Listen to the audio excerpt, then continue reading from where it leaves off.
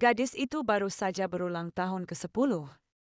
Dia dijual oleh orang tua kandungnya sendiri ke rumah adipati untuk menjadi istri dari tuan muda yang digambarkan sebagai monster dalam rumor tersebut. Mulai hari ini, benda ini adalah istrimu. Kamu bisa memainkannya sesuka hatimu sampai kamu bosan. Suara Duchess terdengar penuh penghinaan, seolah-olah sedang menyerahkan mainan sepele. Cheerio sangat marah sekaligus mengerutkan bibir. Ibu mertua, Anda sudah keterlaluan. Bagaimana bisa Anda mengatakan hal-hal seperti itu kepada seorang anak? Hari ini kamu mengajari anak laki-laki itu bermain dengan istrinya. Bagaimana jika nanti dia ingin bermain dengan orang tuanya?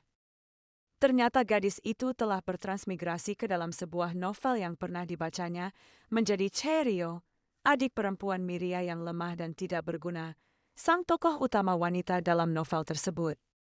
Berbeda dengan saudara perempuannya, yang lahir dengan kekuatan ilahi dan membawa mukjizat bagi keluarga, Cheerio hanyalah beban yang tidak perlu. Tepat pada hari saudara perempuannya dihormati sebagai santa dan dengan penuh kemuliaan memasuki kuil, sang pangeran dan istrinya menjualnya dengan harga murah kepada keluarga Adipati Nektarian. Sang Duchess membawa Cheerio ke sebuah villa terpencil. Dia sendiri bahkan tidak ingin tinggal sedetik pun lebih lama sebelum pergi. Dia menoleh dan menatap Cheerio dengan tatapan dingin. Aku harap membelimu bukanlah keputusan yang bodoh. Menatap gerbang yang terkunci rapat, Cheerio menghela napas pasrah. Tampaknya, kasih sayang keluarga dalam kehidupan ini pun tidak ditakdirkan untuknya.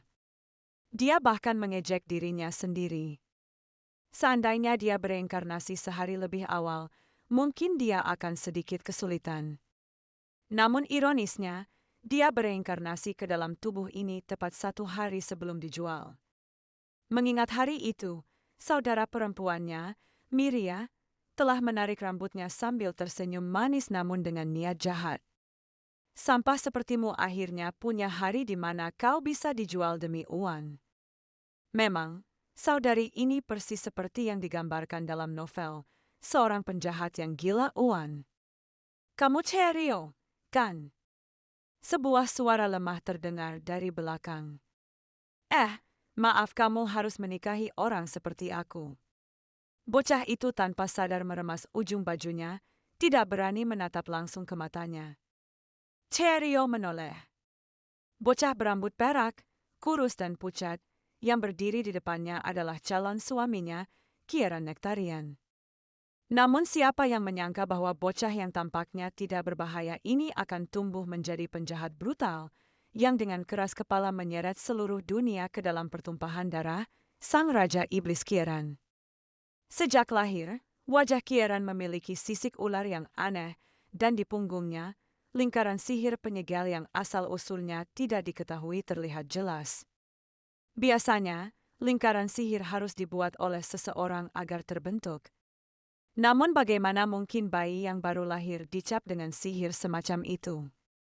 Cerita rakyat menyebarkan desas-desus yang menakutkan bahwa dia adalah monster yang terbentuk dari ular yang memparasit janin manusia, sebuah bencana yang harus dicegah oleh para dewa sebelum ia memasuki dunia. Sang Duchess dan suaminya sangat mempercayai hal ini. Akhirnya, pada ulang tahunnya yang ke-9, mereka memenjarakannya selamanya di sebuah villa terpencil bernama Gua Ular.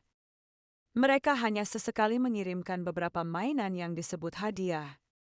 Kesendirian dan kebencian, seperti racun, memupuk jiwa Kieran yang bengkok.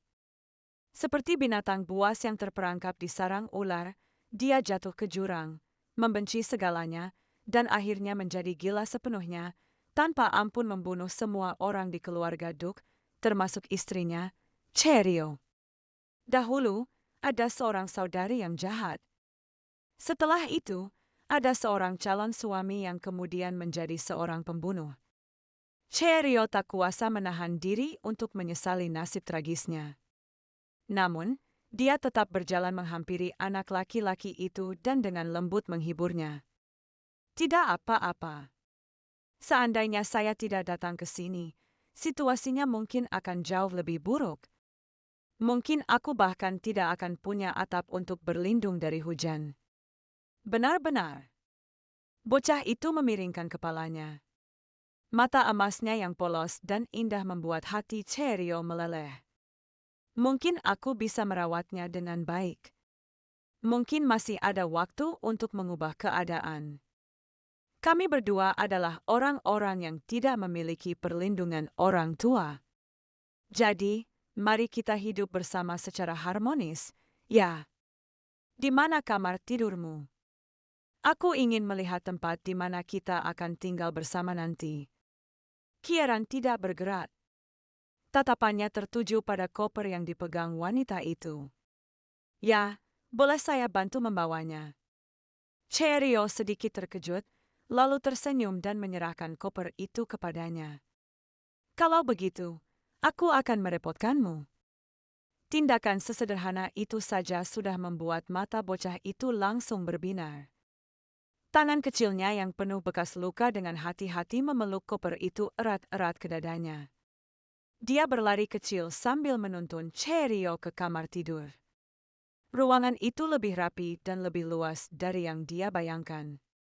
Namun semua jendela tertutup rapat. Apakah mereka bermaksud mengunci keduanya di sini sampai mereka dewasa?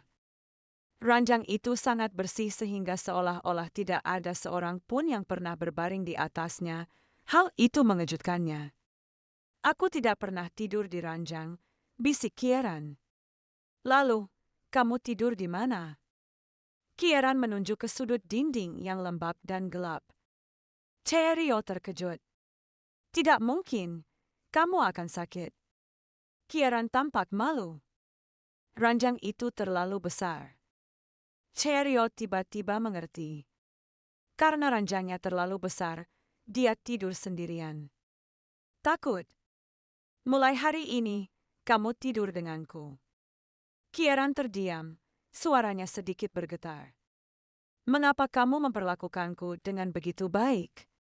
Cheerio bermaksud mengatakan itu karena mereka adalah suami istri, tetapi dia terlalu malu untuk mengatakannya. Karena kita adalah manusia yang hidup bersama. Tentu saja, kita harus saling menjaga satu sama lain. Kamu juga bisa membantuku.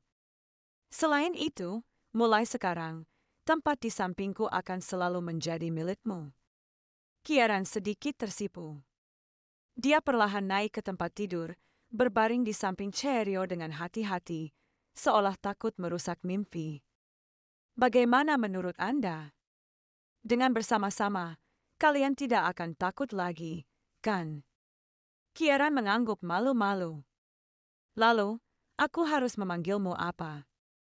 Saya Cheerio Mian. Mulai sekarang, tolong jaga saya, Tuan Muda. Saat menatap mata emas berkilauan anak laki-laki itu yang tampak penuh bintang, Cheerio menjadi semakin bertekad dengan tujuannya. Mulai sekarang, tujuannya adalah membesarkan Kieran dengan baik, tidak membiarkannya semakin terpuruk ke dalam jurang kehinaan selangkah demi selangkah. Mungkin keduanya akan memiliki masa depan yang cerah. Pagi-pagi sekali, Kieran membuka matanya di bawah sinar matahari yang hangat.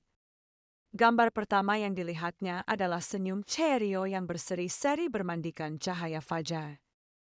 Tuan Muda, bangunlah. Ayo kita sarapan. Namun di villa ini, tidak ada koki. Bahan makanan dikirim secara berkala, tetapi semuanya diletakkan di tempat yang terlalu tinggi untuk dijangkau oleh mereka berdua. Cheerio sebenarnya diam-diam marah. Pengurungan tetaplah pengurungan, tetapi tidak memberikan makanan yang cukup. Aku benar-benar tidak bisa memaafkan ini. Pada saat itu, dia melihat sebatang tongkat kayu dan sehelai kain di sudut dinding. Dia mencetuskan sebuah ide. Keduanya menggabungkan kekuatan mereka dan akhirnya berhasil menarik makanan itu ke bawah. Cheerio bermaksud memamerkan kemampuan memasaknya, tetapi dia bahkan tidak bisa mengupas kentang. Pisau ini terlalu besar. Kieran memperhatikan dalam diam, lalu berbisik, "Sampai jumpa, biarkan aku yang melakukannya." Apakah kamu pernah memasak? Tidak, tapi mungkin saya akan memasak. Masaklah dengan lebih baik. Cheerio menatap kentang yang cacat di tangannya, lalu dengan patuh mengalah. Melihat Kieran beroperasi dengan terampil, Cheerio merasa penasaran. Tuan muda, biasanya Anda makan apa sebelumnya? Kieran terdiam sejenak. Suaranya semakin mengecil. Aku tidak akan mengatakannya, karena kamu akan menganggapnya menjijikkan. Melihat itu, Cheerio berpikir dia sebaiknya tidak bertanya lagi. Akhirnya, sup sayur pun habis. Cheerio mencicipinya. Tanpa bumbu. Rasanya memang sangat tidak enak, tetapi Kieran memakannya dengan lahap. Ini sangat bagus. Mendengar itu, hati Cheerio terasa sakit. Dia tak berani membayangkan bagaimana anak laki-laki itu telah melewati hari-hari terakhir. Pada saat itu, dia memperhatikan sisik ular di pipi Kieran. Menyadari tatapannya, bocah itu bertanya dengan cemas, "Apakah wajahku membuatmu merasa tidak nyaman?" "Tidak, karena kamu terlalu imut." Cheerio mengulurkan tangan dan menepuk kepalanya. "Makanlah banyak. Kamu harus lebih besar dariku." Mata emas Kieran berkedip. "Tapi aku suka jika Cheerio lebih tinggi dariku." Cheerio tertawa. "Kalau begitu, mari kita berusaha sebaik mungkin bersama-sama. Tumbuh dewasa bersama." Setelah makan, Cheerio berlari ke perpustakaan, mencatat barang-barang kebutuhan hidup. Dia tiba-tiba teringat. Sang bangsawan wanita telah memberinya gaun pesta yang bertabur permata berharga, tetapi gaun itu terlalu berat. Tanpa bantuan pelayan, dia tidak bisa mengenakannya. Semua jendela di villa ini terkunci rapat. Tampak glamor dari luar, tetapi sebenarnya hanyalah penjara yang mewah. Tiba-tiba, sebuah lonceng berbunyi di luar. Ekspresi wajah Kieran langsung berubah. Seseorang sedang datang. "Aku harus bersembunyi." Cheerio buru-buru meraih tangannya. "Jangan takut. Mari kita lihat siapa dia bersama-sama." Setelah mengatakan itu, dia menarik Kieran dan berlari keluar. Keduanya bersembunyi di sudut tersembunyi, mengamati secara diam-diam. Sesaat kemudian, gerbang terbuka dan beberapa pelayan wanita masuk. Mereka tertawa dan berbicara, tetapi kata-kata mereka sangat kasar. Tempat terkutuk ini sangat menakutkan. Lebih baik dibiarkan membusuk. Kepala pelayan berkata, "Nyonya rumah baru saja mengirimkan gaun baru. Jika kita mengambil beberapa permata, tidak akan ada yang tahu, kan?" Pelayan lain merasa khawatir, tetapi bagaimana jika? Takut apa?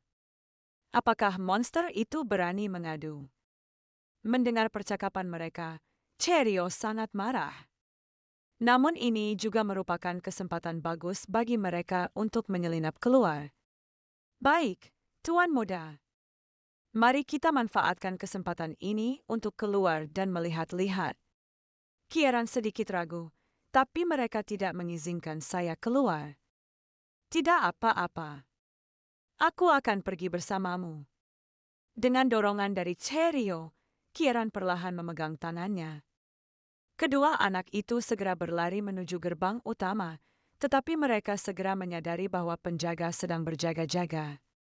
Di luar pintu, melihat dua anak mendekat, tentara itu menghentikan mereka. "Kamu tidak bisa keluar. Silakan masuk kembali ke dalam."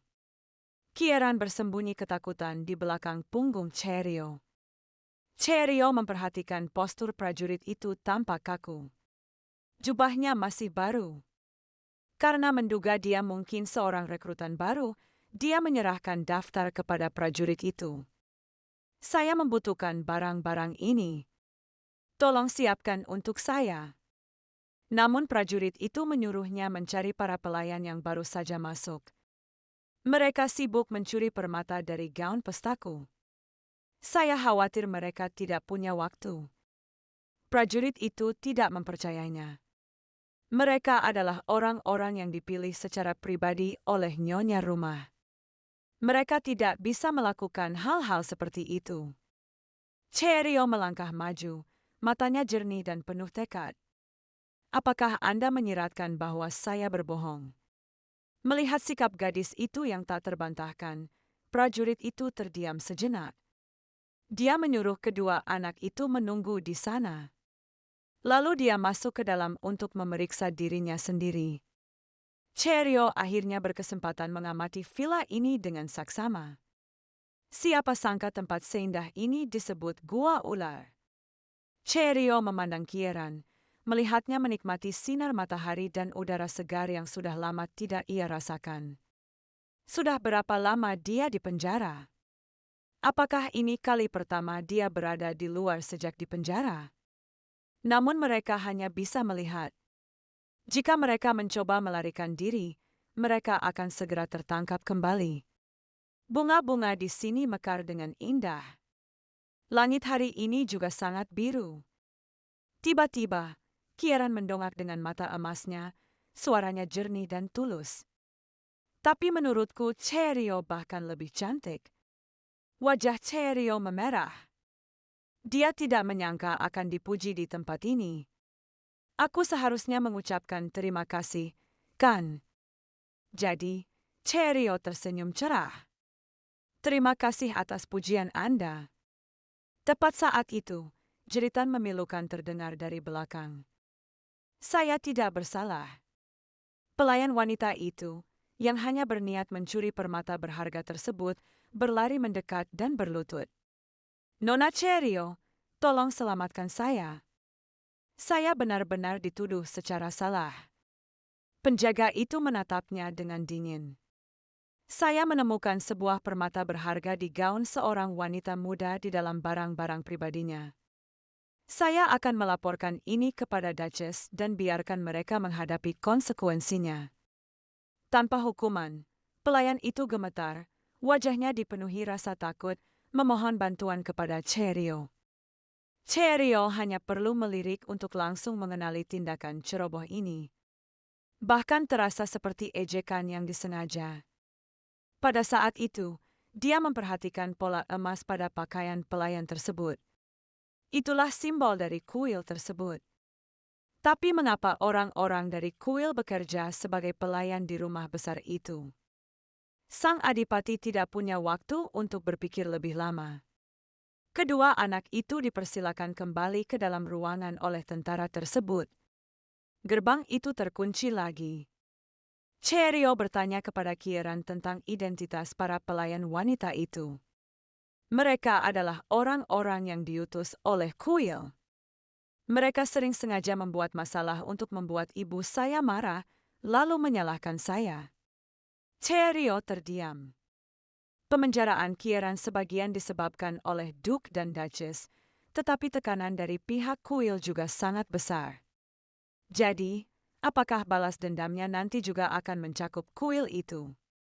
Saat ini, tampaknya dia masih tidak menyimpan dendam terhadap ibunya. Namun, Cheerio telah bereinkarnasi sebelum novel berakhir. Dia tidak tahu bagaimana akhirnya, tetapi dia tahu Kieran pasti akan mengalami akhir yang tragis. Sementara itu, tokoh utama wanita, Miria, bersama dengan kuil tempat dia bernaung, akan bangkit menuju kejayaan. Memikirkan hal ini, Cheerio merasa sedikit cemas. Bagaimana jika dia memilih jalan yang salah sejak awal? Jika menjauh dari Kieran adalah satu-satunya cara untuk bertahan hidup, apa yang harus dia lakukan? Dia tersenyum getir. Apalagi yang bisa dia lakukan? Situasinya sudah sampai pada titik ini. Dia hanya bisa terus berjalan maju. Melihat ekspresi kecewanya, Kieran merasa sedikit menyalahkan diri sendiri. Apakah saya mengatakan sesuatu yang salah? Cheerio mengusap kepalanya dengan lembut. Kamu bisa menceritakan semuanya padaku. Hubungan antara kami seperti itu. Apakah kamu mengerti? Kieran tampak mengerti, namun juga tampak tidak mengerti. Namun dia tetap mengangguk dengan serius. Larut malam, Kieran terlelap sementara Cheerio berdiri di dekat jendela, menatap batu ajaib yang telah ia cabut dari gaun itu. Dia harus menemukan cara untuk keluar dari sangkar terkutuk ini. Dia bermaksud menyebabkan ledakan kecil untuk menghancurkan kusen jendela dan kaca tebal di kamar tidur. Dengan begitu, dia bisa memanjat ke balkon, lalu menggunakan tali untuk melarikan diri dari sini. Tentu saja, dia tidak berencana untuk pergi segera. Dia perlu menentukan jalur pelarian dan mempersiapkan diri sepenuhnya sebelum bertindak. Cheerio menatap sarung tangan rendah yang dikenakannya. Ini adalah satu-satunya alat pelindung yang dia temukan. Dia tidak tahu apakah mereka mampu menahan guncangan ledakan itu atau tidak. Petualangan ini bukan hanya untuk dirinya sendiri, tetapi juga untuk Kieran. Remaja ini, yang dianggap sebagai anomali oleh klannya, terperangkap di tempat ini dan tidak mungkin bisa tumbuh dewasa dengan aman. Cheerio menarik napas dalam-dalam, menggenggam batu-batu ajaib itu erat-erat. Dia dengan cepat menggosokkan kedua tangannya. Di dalam kuil yang hikmat itu, mereka yang berkedudukan tinggi telah menjatuhkan vonis atas nasib Kieran dengan nada dingin. Dia adalah sosok yang sangat berbahaya. Bocah itu bingung, berkedip-kedip sambil menyaksikan ibunya berjuang untuknya. Ini bukan masalah besar. Saya pasti akan menemukan solusinya. Namun, perlindungan itu hanya berlangsung sangat singkat. Kata-kata dingin ayahnya menusuk jiwa kecilnya. Keberadaannya menghambat kehidupan kita. Kieran berpikir dengan getir. Ayah benar. Hidupku sungguh menyedihkan. Saya bisa mengancam keselamatan orang-orang di sekitar saya kapan saja. Suatu ketika, ia bercermin dan menggunakan kuku jarinya untuk mencongkil setiap sisik ular di wajahnya. Meskipun darah mengalir tanpa henti, sisik ular itu dengan cepat beregenerasi. Pada akhirnya, dia dipenjara. Ibunya, yang akhirnya tak sanggup lagi berpisah dengan darah dagingnya sendiri, menangis setiap hari. Meskipun ia sendiri merasakan sakit yang luar biasa, Kieran tetap menghibur ibunya melalui pintu yang tebal itu. Saya Fennec. Tolong jangan khawatirkan aku, Ibu. Suara pecahan kaca tiba-tiba membangunkan Kieran dari mimpinya. Dia langsung duduk tegak ketika melihat Cheerio berdiri di dekat jendela. Dan di depannya terdapat lubang besar di kaca. Maaf sudah membangunkanmu, Kieran. Dia langsung memperhatikan tangan Cheerio yang dipenuhi luka. Dia mengerutkan kening. Apa yang sedang kamu lakukan? Cheerio berpura-pura menjelaskan dengan santai. Tuan muda, jendela ini selalu tertutup. Angin dan sinar matahari tidak bisa masuk. Jadi saya membukanya. Sekarang kita bisa menghirup udara segar di luar dengan bebas. Apakah kamu bahagia? Namun, di mata Kieran, tidak ada sedikit pun kegembiraan, hanya kekhawatiran yang meluap. Dia dengan cepat berjalan menghampiri Cheerio, dengan hati-hati mengangkat tangan Cheerio yang terluka. Saya tidak senang. Tanganmu terluka. Cheerio tersenyum dan berkata, aku baik-baik saja. Namun, kesedihan di mata bocah itu tampak seolah akan meluap. Air mata berkilauan di sudut matanya. Cheerio terkejut, membiarkan Kieran perlahan melepaskan sarung tangannya. Detik berikutnya, mata emas Kieran tiba-tiba menjadi penuh tekad. Cahaya hangat dan cemerlang memancar dari telapak tangannya, dengan lembut menyelimuti tangan Cheerio yang terluka. Cheerio terkejut melihat luka di tangannya sembuh dengan kecepatan yang terlihat oleh mata telanjang. Namun, Kieran menunjukkan ekspresi kesakitan. Sisik ular di pipinya bertambah banyak secara aneh. Hal ini membuat Cheerio panik. Tuan muda, berhenti cepat. Kondisi Anda tidak tepat. Namun Kieran terus berupaya hingga luka-luka itu sembuh sepenuhnya sebelum akhirnya mengakhirinya. Cheerio menatap tangannya yang telah pulih dengan tak percaya, Takjub bahwa Kieran memiliki kekuatan penyembuhan, sesuatu yang tidak pernah disebutkan dalam cerita aslinya. Cheerio meminta detail lebih lanjut, tetapi Kieran tampak tidak jelas. Dia juga tidak yakin bagaimana dia melakukannya. Cheerio tahu bahwa kekuatan penyembuhan adalah jenis sihir yang sangat sulit. Justru karena alasan inilah, saudara perempuannya, Santa Miria, dihormati. Tapi mengapa Kieran tidak bisa menyembuhkan luka di tangannya sendiri? Cheerio bertanya tentang asal mula bekas lukanya. Kieran tersenyum getir. Mungkin karena aku adalah monster. Cheerio merasa tidak nyaman di dalam hatinya. Tuan muda bukanlah monster. Lihat, bukankah kita hidup dengan sangat baik? Kieran salah paham lagi dengan maksudnya. Mungkinkah Cheerio sama sepertiku? Saat memikirkan identitasnya sebagai seorang transmigran, Cheerio sejenak kehilangan kata-kata, terpaksa menjawab dengan samar-samar. Ah, mungkin memang begitu. Reaksi yang ambigu ini membuat wajah pucat Kieran berseri-seri dengan kegembiraan yang belum pernah terjadi sebelumnya. Memang benar demikian. Mungkin karena mengonsumsi terlalu banyak daya, Kieran merasa pusing. Dia terhuyung kembali ke tempat tidur dan dengan cepat tertidur. Cheerio menatap wajahnya yang sedang tidur, tenggelam dalam sebuah pikiran. Ada sesuatu yang salah. Cerita aslinya sama sekali tidak menyebutkan bahwa Kieran memiliki kekuatan penyembuhan, dan dia juga tampaknya tidak menyimpan dendam terhadap Duchess.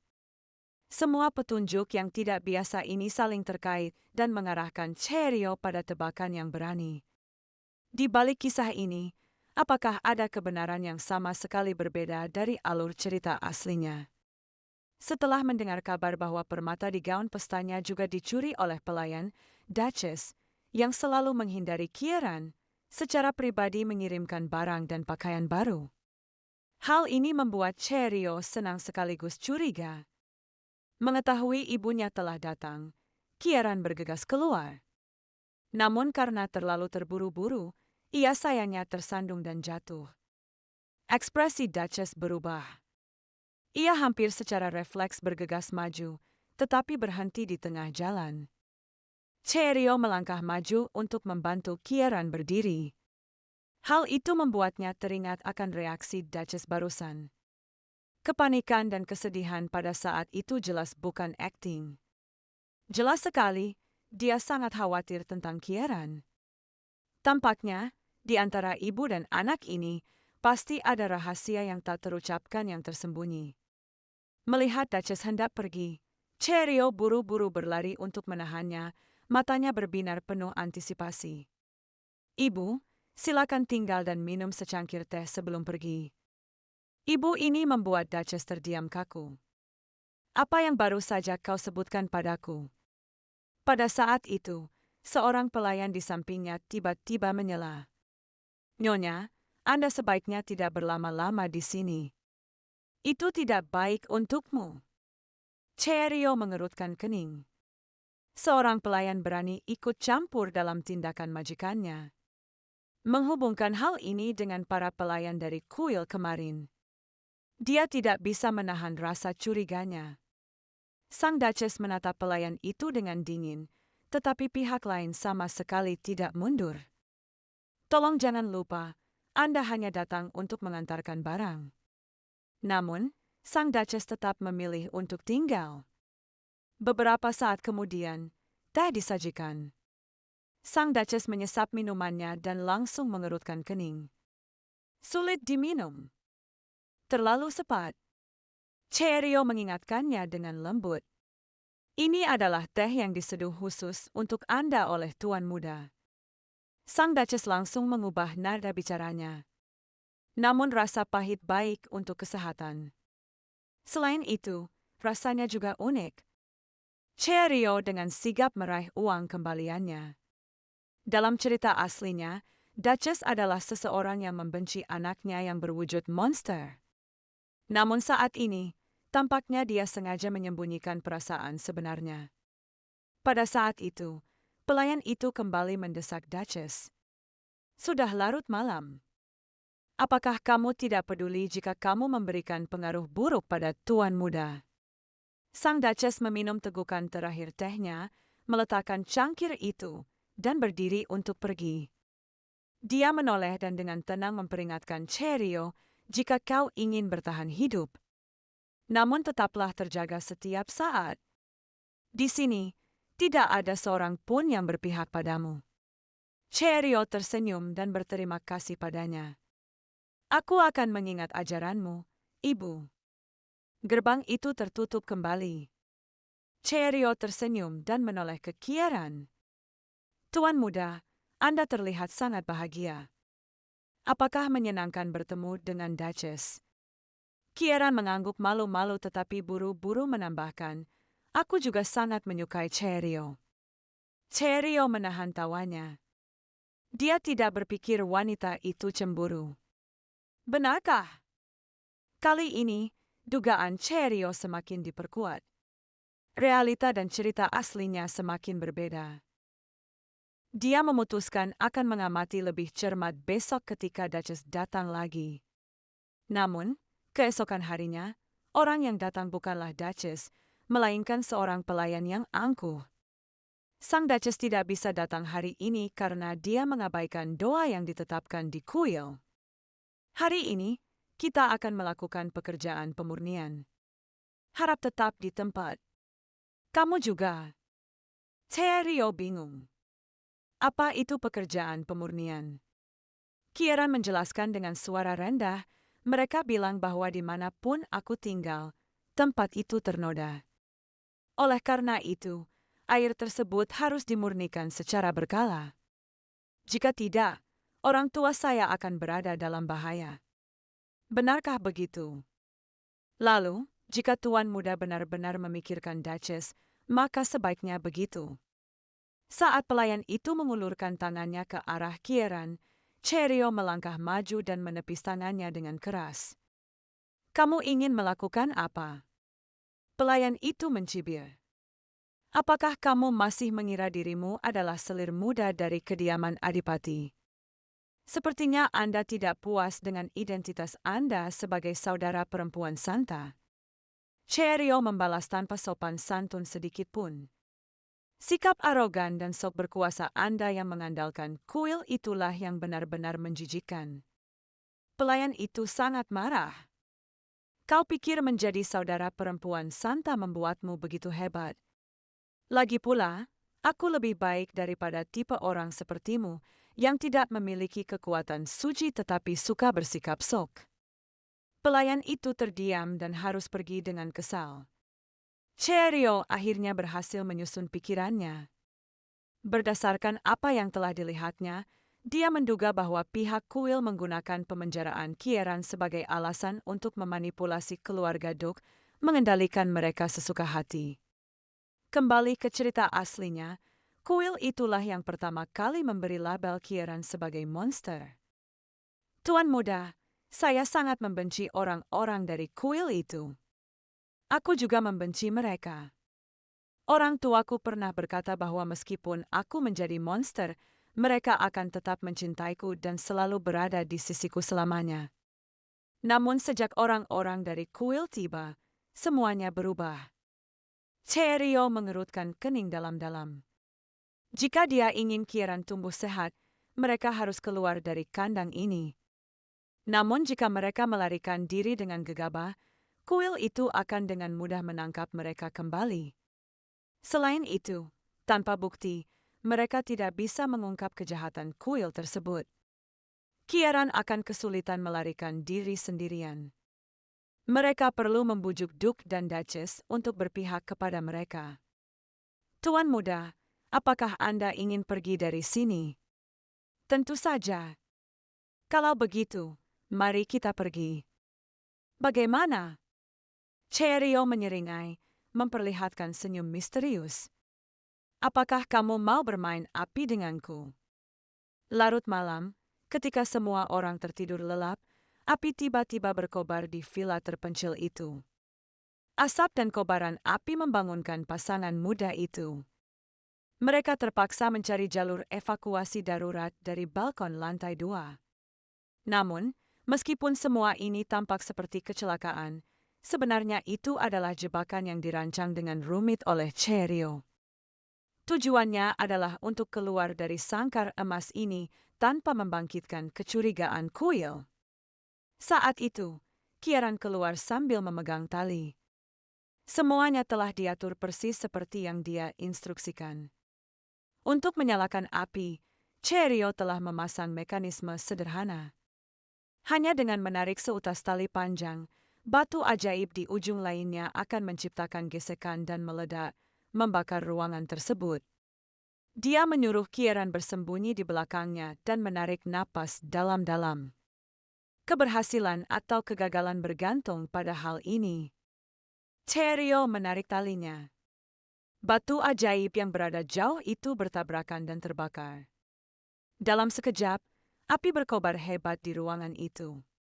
Dia menghela napas lega. Baiklah, aku akan turun duluan, lalu aku akan menyusulmu. Dia meraih tali dan perlahan meluncur ke bawah. Karena ini adalah kali pertama dia melakukan hal ini, dia mau tak mau merasa takut. Itu hanya lantai 2, tetapi dia tidak menyangka akan setinggi itu. Dalam momen kelengahan, tangannya tergelincir, menyebabkan tubuhnya tiba-tiba jatuh. Dalam sepersekian detik itu, dalam keadaan genting, aliran kekuatan emas yang stabil menangkapnya, menurunkannya dengan selamat ke tanah. Saat Cheerio masih ketakutan, dia melihat Kieran melompat lurus ke bawah dari lantai 2 dengan gerakan yang rapi. Penentu. Hal ini mengejutkan Cheerio, yang masih sangat muda namun memiliki kelincahan luar biasa. Tepat saat itu, gerimis mulai turun. Villa yang terbakar itu perlahan-lahan dilalap api. Cheerio bertanya, setengah bercanda, setengah serius, aku membakar rumahmu. Apakah Anda ingin bercerai? Apa yang harus saya lakukan jika saya harus membayar ganti rugi? Kieran mengerutkan kening dalam-dalam dan menjawab dengan tegas, sama sekali tidak. Sebuah kereta kuda datang. Sebelum kereta berhenti sepenuhnya, Duchess, yang masih mengenakan gaun tidurnya, bergegas turun sambil panik memanggil nama Kieran. Mungkin para penjaga villa yang menemukan kebakaran itu. Tidak sejak awal, Cheerio dengan lembut mendorong Kieran. Pergilah dengan cepat, perhatikan punggung anak laki-laki itu saat dia berlari ke arah ibunya.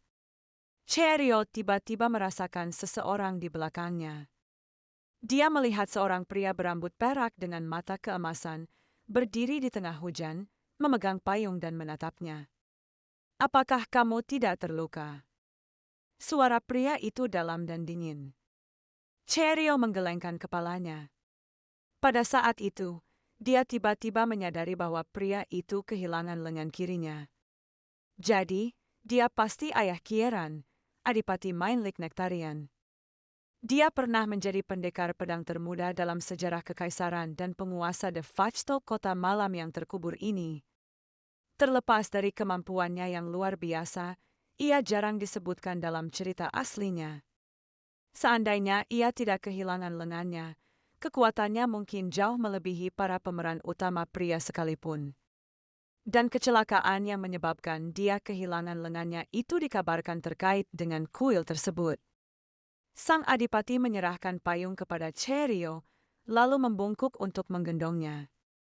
Ujung payung itu secara tidak sengaja mengenai kepala sang duk, sehingga Cheerio tidak buru-buru meminta maaf. Sang adipati tetap menunjukkan ekspresi tenang. Tidak apa-apa. Berkat kamu, aku benar-benar terjaga. Tepat saat itu, suara sang bangsawan wanita yang tercekat terdengar. Bu, aku tidak bisa dekat denganmu. Aku akan menyakitimu. Ini semua salahku.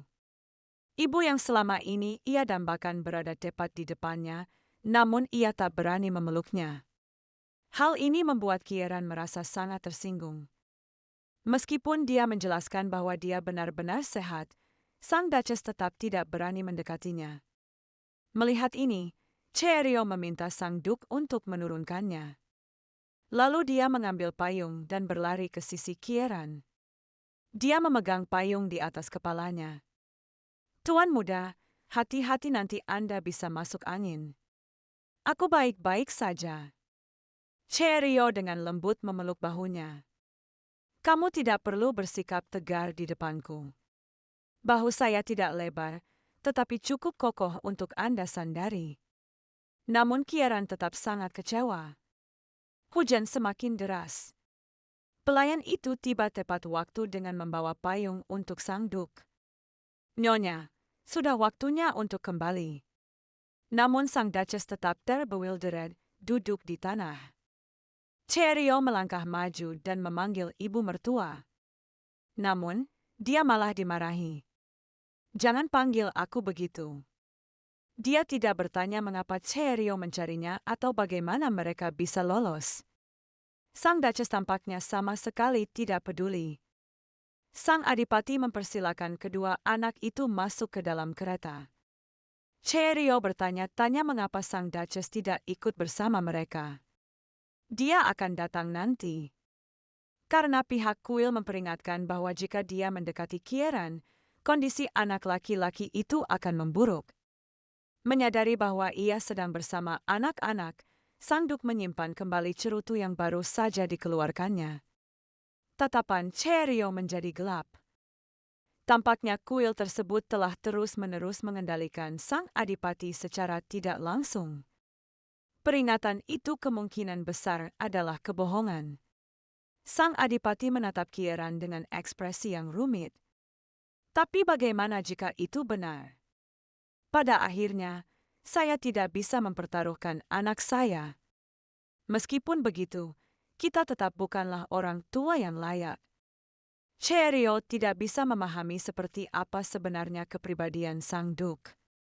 Lagi pula, dia bukan lagi karakter pendukung yang hanya disebutkan dalam beberapa baris novel, tetapi seorang manusia yang hidup dan bernapas tepat di depan matanya.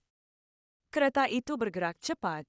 Tak lama kemudian, mereka tiba di kediaman utama sang adipati. Cheerio melihat keluar jendela dan tak kuasa menahan diri untuk tidak membelalakan matanya. Sebuah struktur arsitektur yang megah dan agung berdiri tegak di tengah hujan. Kereta itu perlahan-lahan berhenti. Di mana-mana, para kepala pelayan dan pembantu sibuk mondar-mandir mengemasi barang-barang. Sang adipati menatap Cheerio dengan suara rendah. Kami akan meninggalkan ibu kota sesegera mungkin. Ternyata, saat Kieran meninggalkan villa terpencil itu, berarti mereka telah melanggar kontrak dengan kuil tersebut. Awalnya, kuil tersebut berjanji untuk menekan dan menyembuhkan kelainan pada tubuh Kieran. Sebagai gantinya, sang Duk harus mengisolasi anak laki-laki itu di villa tersebut. Mereka sendiri tidak diizinkan meninggalkan area pengawasan kuil tersebut. Hanya diperbolehkan kunjungan singkat. Saat mengirimkan ucapan bela sungkawa untuk Kieran, Cheerio tanpa sadar mengepalkan tangannya. Penghormatan yang harus merujuk padanya. Cerita aslinya hanya menggambarkannya secara singkat. Mengatakan bahwa dia adalah mainan yang dikirim untuk menghibur Kieran. Namun, tidak pernah disebutkan bahwa dia sebenarnya adalah korban yang digunakan untuk menenangkan monster. Cheerio mendongak menatap sang Duk. Mengapa Anda bersedia menceritakan hal-hal ini kepada saya? Sang adipati terdiam sejenak. Karena rasa bersalah, atau mungkin rasa terima kasih, dia mengulurkan tangan untuk membantunya keluar dari kereta. Namun, hal-hal ini mungkin terlalu sulit untuk Anda pahami. Cheerio bertanya kemana sang Duk berencana pergi setelah meninggalkan ibu kota. Mungkin kembali ke wilayahku. Dan apakah aku juga akan pergi? Jika Anda mau. Setelah Cheerio turun, sang Duk kembali mengulurkan tangan ke arah Kieran di dalam kereta. Namun, anak laki-laki itu hanya memberikan pandangan dingin, lalu melompat turun sendiri. Sang adipati mengepalkan jari-jarinya dalam diam, buku-buku jarinya sedikit memutih. Sepertinya hubungan ayah anak mereka tidak baik. Benarkah? Sesaat kemudian, kereta sang bangsawan wanita juga tiba. Begitu turun dari kereta, dia memerintahkan seorang pelayan bernama Mara untuk memandikan Cheerio. Kemudian sang Duk dan Duchess pergi ke samping, berbicara dengan tenang. Cheerio samar-samar mendengar bahwa mereka sangat tidak puas karena kuil tersebut tidak mengirimkan Santa untuk menyembuhkan Kieran. Namun, mengingat pemahaman Cheerio tentang saudarinya yang saleh, bahkan jika Paus ingin mengirimnya, dengan kepribadian Muriel, dia tidak akan patuh begitu saja. Kecuali jika dia melakukannya secara sukarela, dia sama sekali tidak akan menggunakan kekuatan sucinya. Dalam cerita aslinya, bahkan jika keluarga kekaisaran menginginkan seorang pemohon, hal itu mengharuskan putra mahkota, tokoh utama pria, untuk secara pribadi mengajukan permintaan tersebut. Selain itu, apakah sisik ular di wajah Kieran itu benar-benar sebuah penyakit? Dalam cerita aslinya, Kieran tidak memiliki sisik saat dewasa. Jika dia tidak sembuh, lalu bagaimana sisik ular itu bisa menghilang? Saat Mara memandikan Cheerio, melihat tubuhnya yang kurus kering, matanya dipenuhi rasa iba. Ya ampun, Nona, Anda terlalu kurus. Saya minta maaf. Seharusnya akulah yang menjagamu. Namun, para pelayan yang bukan anggota kuil sama sekali tidak bisa memasuki villa itu. Cheerio tidak menyangka pelayan asing ini akan begitu peduli padanya. Dia yakin sekali bahwa Cheerio adalah robot manusia, saudara perempuan dari Santa yang menolak merawat Kieran, dan juga pelaku pembakaran yang menghanguskan villa sang adipati. Campuran perasaan hangat dan rasa bersalah muncul di hatinya. Nona, Anda pasti sangat takut. Terima kasih karena selalu berada di sisi Tuan Muda. Mulai sekarang, saya akan selalu melayani Anda. Kamu harus makan banyak dan menjadi sehat. Menghadapi perhatian dan perlakuan lembut Mara yang terus-menerus, Cheerio merasakan keanehan yang hampir menyerupai rasa sakit hati. Sejak bereinkarnasi, tidak ada seorang pun yang pernah memperlakukannya seperti ini. Apakah ini seorang pembantu rumah tangga? Jelas sekali, dia adalah seorang malaikat. Setelah mandi, Mara membawa Cheerio ke kamar Kieran. Malam ini, istirahatlah bersama Tuan Muda terlebih dahulu. Besok, saya akan menyiapkan kamar terpisah untukmu. Melihat Cheerio tiba, Kieran sangat gembira. Ini luar biasa. Aku benar-benar telah pulang. Ibu bilang aku tidak perlu kembali ke sana lagi. Melihat tatapan Kieran yang penuh kekaguman pada Cheerio, aku bisa melakukan apa saja, kan? Melihat kepercayaan penuh dari anak laki-laki itu, Cheerio merasa sedikit bersalah, tetapi tetap tersenyum. Tentu saja, sebenarnya, dia juga merasa bisa melakukan apa saja. Namun, di tengah kehangatan itu, dia merasakan kecemasan yang samar. Itu aneh. Mengapa tidak ada yang mempertanyakan kebakaran villa tersebut? Sekalipun alasan yang dia berikan untuk memperbaiki keadaan itu sempurna, kebakaran sebesar itu tidak bisa diabaikan begitu saja. Mungkinkah? Apakah hal ini telah diizinkan secara diam-diam? Kelelahan datang seperti gelombang pasang. Cheerio hampir tidak bisa membuka matanya. Namun Kieran sangat gembira, tidak menunjukkan tanda-tanda mengantuk. Untuk membujuknya agar tertidur, Cheerio menceritakan sebuah kisah. Dahulu kala, hiduplah seekor semut. Setiap hari, ia bangun pukul 5 pagi dan baru pulang kerja pukul 11 malam. Tidak ada bayaran lembur, upah rendah, namun dia tidak berani berhenti. Bertubuh kecil selalu menjadi sasaran perundungan. Itu benar. Inilah kehidupan sehari-hari Cheerio sebelum bereinkarnasi. Semakin Cheerio menceritakan kisah itu, semakin marah dia. Kieran dengan lembut menghiburnya. Semut ini pasti akan bahagia di kehidupan selanjutnya. Setengah tertidur, Cheerio bergumam, "Ya, cukup bahagia dalam hidup ini. Jangan seperti kehidupan sebelumnya." Pada saat itu, dia terkejut. Siapa namaku di kehidupan sebelumnya? Namun, ingatannya seolah terhapus, hanya menyisakan bayangan samar. Begitu bangun tidur di pagi hari, ia merasa seluruh tubuhnya lemas dan gelombang rasa gatal yang menusuk menyebar di kulitnya. Tepat saat itu, Kieran masuk ke ruangan. "Selamat tinggal, kamu sudah bangun."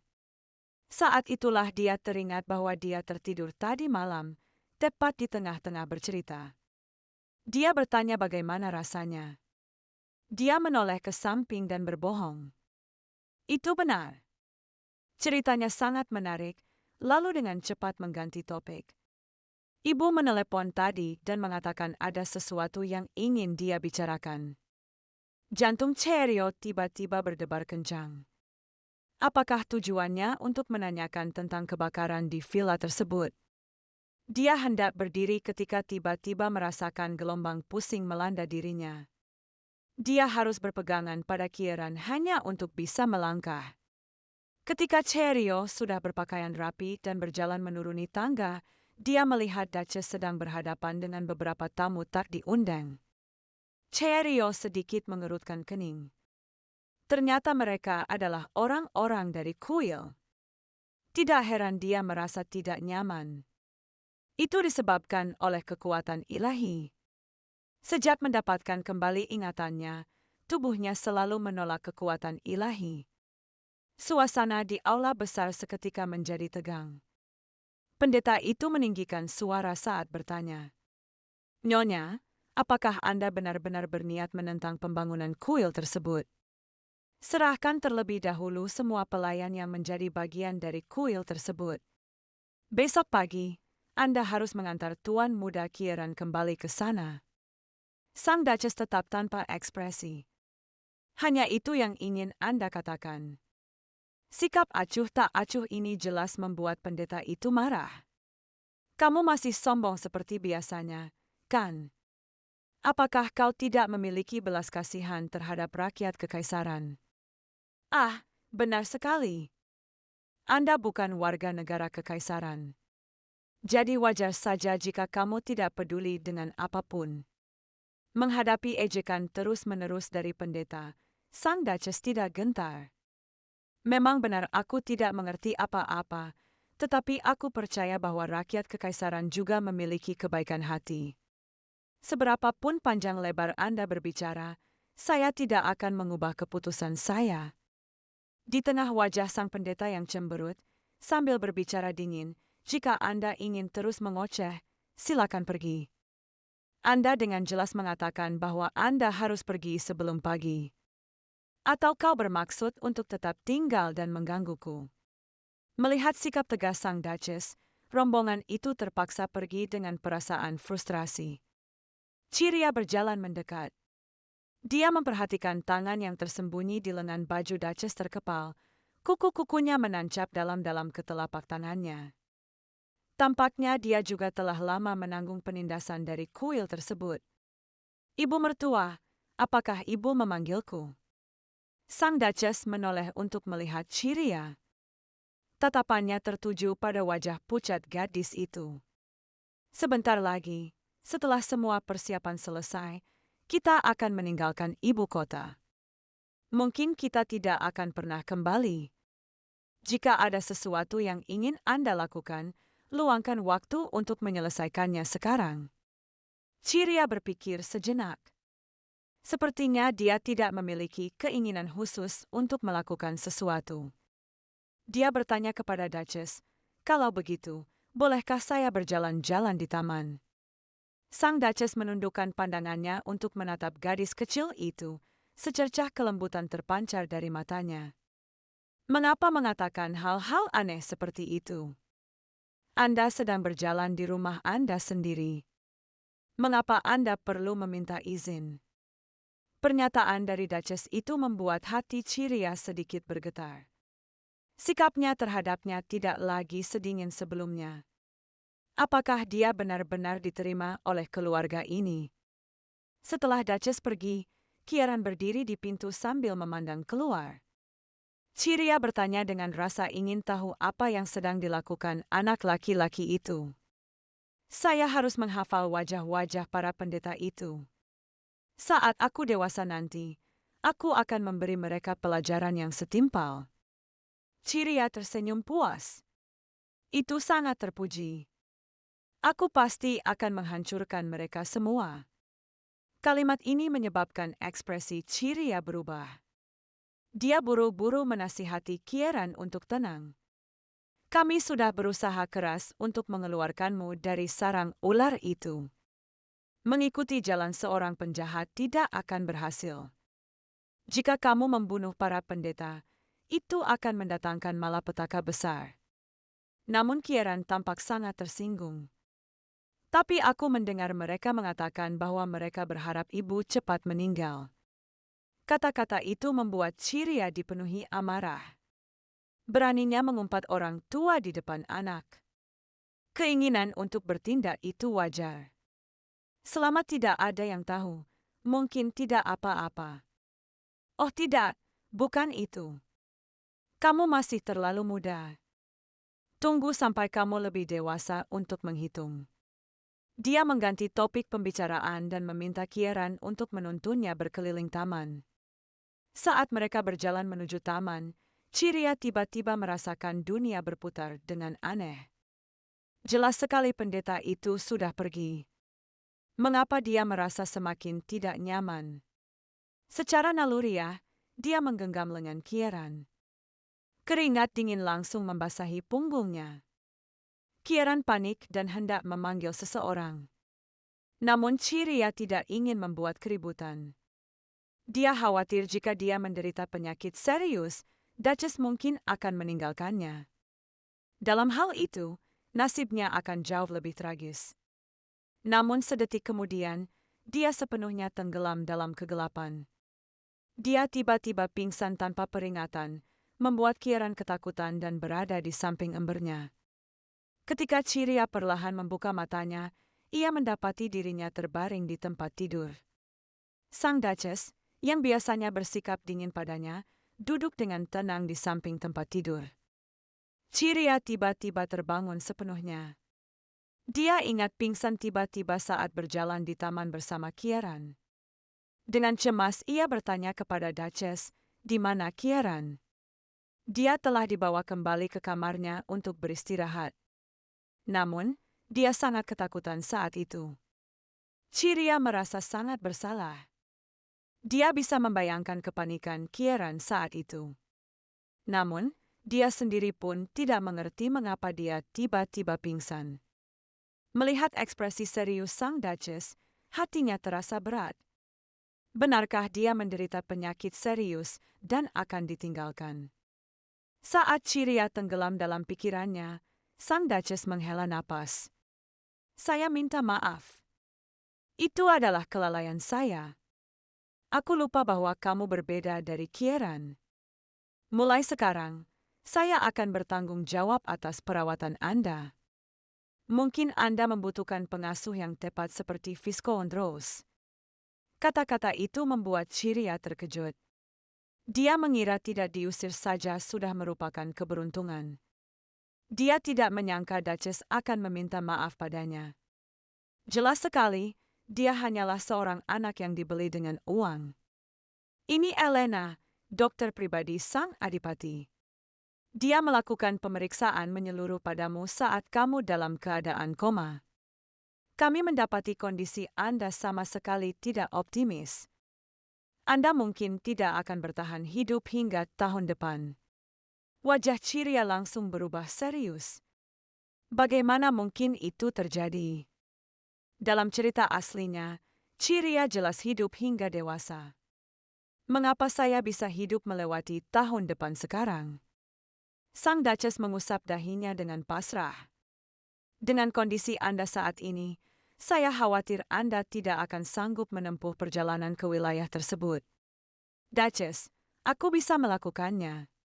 Ciria buru-buru berjanji, karena takut ditinggalkan.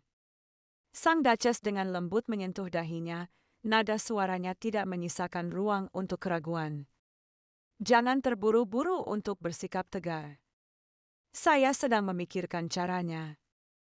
3 hari. Sang Duk akan mencoba mengulur waktu bagi kita.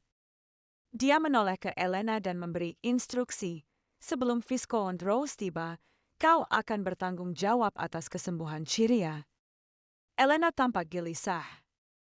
Agar Lady Ciria dapat kembali ke berat badan normal, ia harus makan setidaknya 5 kali sehari, terus-menerus selama sebulan. Selain itu, pihak kuil masih terus memberikan tekanan. Viscount Rose mungkin tidak dapat tiba tepat waktu.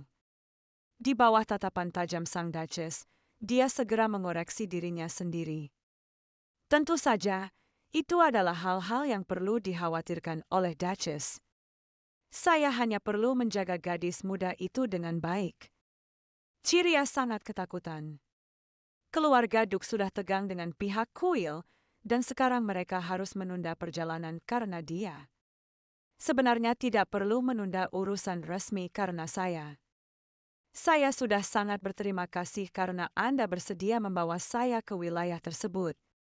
Sebelum dia selesai bicara, Duchess tiba-tiba mengangkatnya dan berjalan menuju ruang makan. Ciria bersandar di dadanya, mendengarkan ibunya mengenang masa lalu.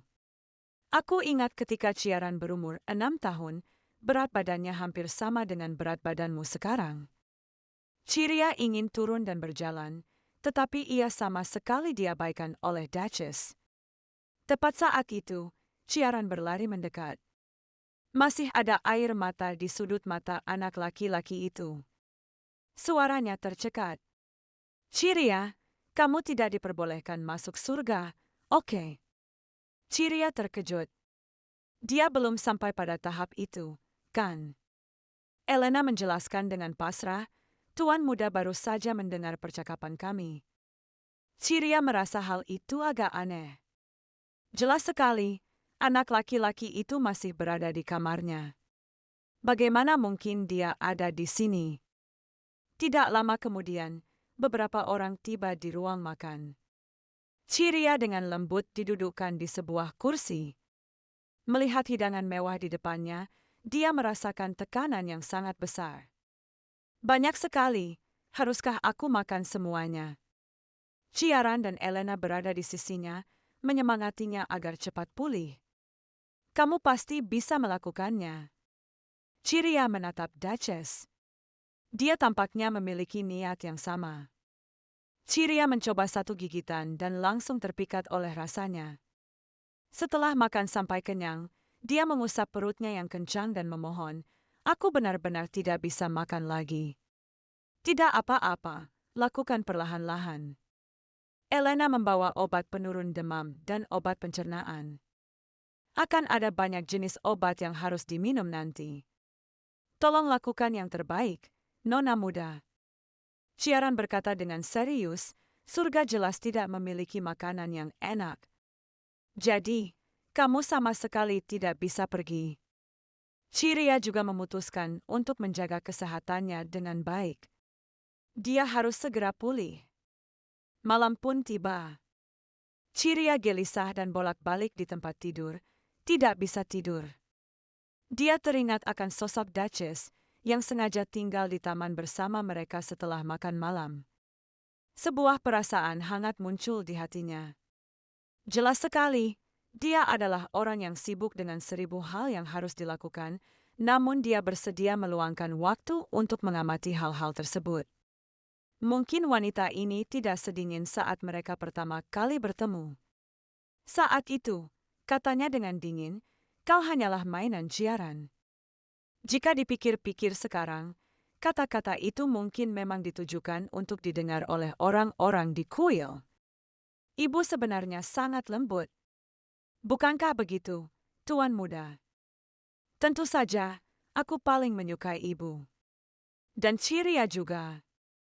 Namun ketika Ciria bertanya tentang sang adipati, bocah itu tiba-tiba terdiam. Dia dengan canggung mengganti topik pembicaraan. Pendengaran saya sangat tajam. Aku mendengar percakapan antara ibu dan Elena. Mereka mengatakan kondisi kesehatanmu sangat buruk. Saya mencoba melakukan seperti sebelumnya, tetapi tidak berhasil. Aku benar-benar ingin membantumu. Namun, mendengar hal itu, Ciria merasa sangat hangat di dalam hatinya. Dia berbisik menenangkan, "Tuan muda sudah banyak membantu saya. Kamu bahkan menyelimutiku barusan." Mendengar itu, Ciaran dengan lembut menyelimuti Ciria dengan selimutnya sendiri. Di bawah sinar bulan, mata emas bocah itu berkilauan. "Selama kamu sehat, itu lebih penting daripada apapun." Kalimat tulus ini bagaikan aliran air hangat yang mengalir ke dalam hati Ciria. Dia berjanji dengan tegas, "Aku pasti akan segera sembuh." Aku berjanji. Melihat meja yang penuh dengan makanan lezat, Ciria hanya ingin melarikan diri. Untuk memulihkan tubuh yang kekurangan gizi ini, Dokter Elena telah menyusun rencana pemulihan yang ketat. 5 kali makan sehari. Tidak diperbolehkan melompati. Pelayan bernama Mara berdiri dengan hormat di sisinya. Suaranya lembut, namun tak terbantahkan. "Dokter!" Elena menginstruksikan agar semua makanan ini dihabiskan. Obat juga harus diminum tepat waktu. Ciria mendesah dalam hati. Bagaimana mungkin dia bisa memakan semuanya? Namun di bawah tatapan khawatir pihak lain, dia harus mengumpulkan keberanian dan membuka mulutnya. Namun, ia segera merasa kenyang. Untuk menghindari gangguan pencernaan, Ciria melihat peluang dan langsung berlari. "Maaf, Mera. Aku benar-benar tidak bisa makan lagi." Siapa sangka setelah berlari beberapa langkah saja, dia akan langsung disambut dengan pelukan hangat. Orang itu secara alami mengangkatnya. Sebuah suara berat bergema dari atas kepalanya. "Apakah kamu baik-baik saja?" Ciria sekarang bisa melihat dengan jelas. Ternyata orang itu adalah sang adipati. Setelah mencium aroma tembakau yang kuat darinya menghilang, dia berpikir dalam hati, apakah dia sudah berhenti merokok? Saat itu, Mera tiba sambil membawa nampan makanan. Melihat pemandangan ini, sang adipati langsung memahami situasinya. Jadi begitulah keadaannya. "Serahkan anak ini padaku." Setelah mengatakan itu, dia mengangkat Ciria, berbalik, dan berjalan pergi. Ciria membisikkan permintaan maaf. "Saya minta maaf, Tuan Duk. Mera terlalu mengkhawatirkan saya. Mulai sekarang, jika saya tidak bisa makan, saya tidak akan makan lagi. Jika aku memaksakan diri dan muntah, itu akan membuat Mera semakin khawatir." Pada saat itu, sang adipati berjalan masuk ke ruang kerja yang mewah. Ciria melihat sekeliling dengan rasa ingin tahu. Apakah ini kantor ibu? Tanpa diduga, mendengar hal ini, sang adipati sedikit mengerutkan kening. "Tunggu. Ciria, mengapa kau memanggil Duchess ibu, tapi memanggilku Duk?" Merasakan tekanan udara tiba-tiba turun, Ciria merasa tegang di dalam hatinya. Apakah saya mengatakan sesuatu yang salah? Dia dengan malu-malu mengoreksi dirinya sendiri. Jadi, apakah ini kantor Duchess? Ini. Intinya bukan soal Duchess. Alamatnya adalah itu, Tuan Duk. Bisakah Anda menggantinya dengan sesuatu yang lain? Suatu cara untuk mengatasi hal itu yang tidak menyangkut status. Sesuatu yang muncul secara alami. Melihat tatapan penuh harapnya, Ciria berpikir sejenak dan dengan ragu bertanya, "Kalau begitu, aku memanggilmu paman." Wajah sang Duk langsung berubah pucat pasi. Jelas, ini bukanlah jawaban yang dia inginkan. Tepat saat itu, Ciria melihat sosok kecil di taman di luar jendela. Itu Kieran. Bocah itu duduk dengan linglung di atas rumput. Dia bertanya kepada Duk apakah dia bisa pergi mencari Kieran untuk bermain. Namun sang Duk balik bertanya, "Apakah kau tidak takut pada Kieran?" Ciria merasa bingung. Tidak, saya bukan. Mengapa saya harus takut? Jawaban tanpa ragu-ragu itu membuat sang duk sedikit terkejut. Lalu sudut bibirnya melengkung membentuk senyum lembut. Dia dengan lembut menurunkan Ciria. Berlangsung. Hati-hati jangan sampai terjatuh. Terima kasih, Pak. Ciria berlari ke arah Kieran. Tiba-tiba, dia menoleh untuk melihat sang adipati. Barulah saat itu dia menyadari, apakah sang adipati hanya ingin mendengar dia memanggilnya ayah. Mungkin tunggu kesempatan lain untuk mencobanya nanti. Ketika Ciria menemukan Kieran di taman, anak laki-laki itu sedang berbisik kepada sepetak rumput. Saya harus pergi sekarang. Kita tidak akan bisa bertemu untuk sementara waktu. Selamat atas keberhasilan proses pergantian kulit Anda. Kamu tidak perlu lagi membantuku mencari makanan. Mendengar itu, Ciria tiba-tiba teringat bahwa Kieran tidak pernah menyebutkan bagaimana dia selamat di gua ular itu. Mendengar langkah kaki, anak laki-laki itu berbalik. Melihat dirinya ketahuan, Ciria berjalan mendekat. Kamu tadi bicara dengan siapa? Ya, tapi dia sangat pemalu. Jadi, dia baru saja melakukannya. Ciria memperhatikan sebuah lubang kecil dari tanah di dekat kaki anak laki-laki itu. Apakah itu sejenis hewan? Dia duduk di sebelah Kieran. Kita akan segera pergi ke wilayah Duk.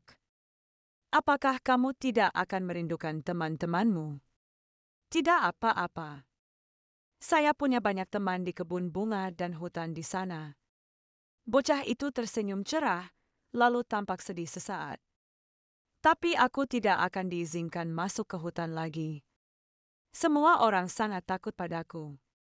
Bagaimanapun, hati Ciria terasa sakit. Namun Kieran pun tersenyum cerah. Tapi tidak apa-apa. Sekarang aku punya ibu dan Ciria di sisiku. Melihat anak yang bijaksana ini, Ciria menatap matanya dengan saksama.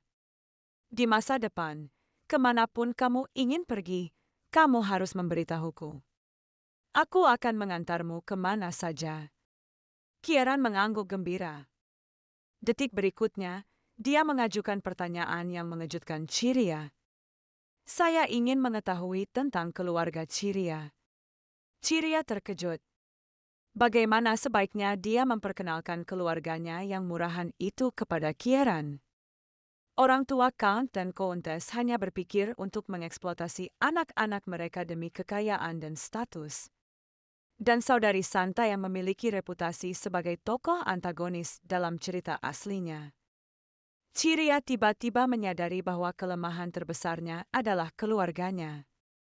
Begitu dia mendapatkan pijakan di kediaman sang adipati, mereka pasti akan menempel seperti lintah. Memaksanya untuk membayar kembali apa yang disebut hutang pendidikan. Namun Ciria tidak tahu bagaimana menjelaskannya kepada Kieran. Namun, sikap diamnya menyebabkan Kieran salah paham. Melihat anak laki-laki itu menundukkan kepala karena kecewa, Ciria buru-buru menjelaskan. Aku sangat membenci keluargaku. Hubungan kami juga tidak baik. Dalam sebuah momen yang penuh keengganan, Ciria akhirnya mengaku. Sebenarnya, aku dijual oleh mereka ke rumah sang adipati. Aku bukan seorang santa seperti kakakku. Saya juga tidak punya cara untuk menghasilkan banyak uang. Kieran melirik ke arah wajah Ciria yang tertunduk. Kesedihan terpancar dari matanya. Bocah itu tidak menyangka gadis yang selalu merawatnya dengan lembut itu menyimpan masa lalu yang begitu berat di hatinya. Dia baru saja akan mengatakan sesuatu ketika tiba-tiba dia disela oleh pelayan, Mera, yang berlari menghampirinya. Ciria melihat ini dan berniat untuk berdiri. Kieran berinisiatif untuk menghubungi dan mendukungnya. Bocah itu menggunakan kedua tangannya untuk memegang pinggang Ciria dan mengangkatnya dengan mudah. Ciria terkejut. Jelas sekali, dia masih seorang anak kecil. Mengapa dia begitu kuat? Mera berjalan mendekat dan menggenggam tangan Ciria erat-erat, nada suaranya penuh rasa bersalah. Aku hanya fokus pada keinginan agar gadis muda itu cepat pulih dan mengabaikan perasaanmu. Saya minta maaf. Aku janji aku tidak akan memaksamu seperti itu lagi. Ciria agak bingung. Mera tidak bersalah. Saya sungguh sangat berterima kasih atas perhatian Anda. Tolong jangan katakan itu. Terima kasih telah memaafkan saya. Nona muda, silakan ikuti saya. Ada sesuatu yang ingin kutunjukkan padamu. Mera mengantar Ciria ke kamar tidur mewah. Perabotan kelas atas, dekorasi yang indah, semuanya memancarkan suasana yang nyaman. Ini adalah kamar pribadi Anda. Apakah kamu menyukainya? Ciria mengangguk dengan antusias dan terus-menerus. Ini bukan loteng. Tidak ada sapu dan sarang laba-laba, dan tentu saja tidak ada tikus dan kecoa. Mendengar Ciria mengatakan itu, Mera merasa semakin patah hati. Hal-hal seperti itu seharusnya tidak ada di dalam ruangan. Seperti apa masa-masa sulit yang pernah dialami gadis muda itu sebelumnya. Dia membungkuk dan memeluk Ciria dengan lembut. Di kediaman sang adipati, hanya hal-hal baik yang akan terjadi. Aku juga akan berusaha sebaik mungkin untuk melindungimu, Mississippi muda. Semuanya akan baik-baik saja. Ciria bersandar di bahu Mera, perasaan hangat menjalar di hatinya. Jelas sekali, dia hanyalah seorang migran dalam keadaan trans. Apa yang dia katakan adalah bagian dari masa lalu pemilik aslinya. Tapi mengapa air mata itu terasa begitu nyata saat ini? Seolah-olah dia sendiri telah mengalami rasa sakit itu. Dia memeluk Mera erat-erat dan membisikkan ucapan terima kasih. Di malam hari, Ciria berbaring sendirian di tempat tidur, gelisah dan bolak-balik, tidak bisa tidur. Kenangan dan emosi pemilik aslinya terus berdatangan.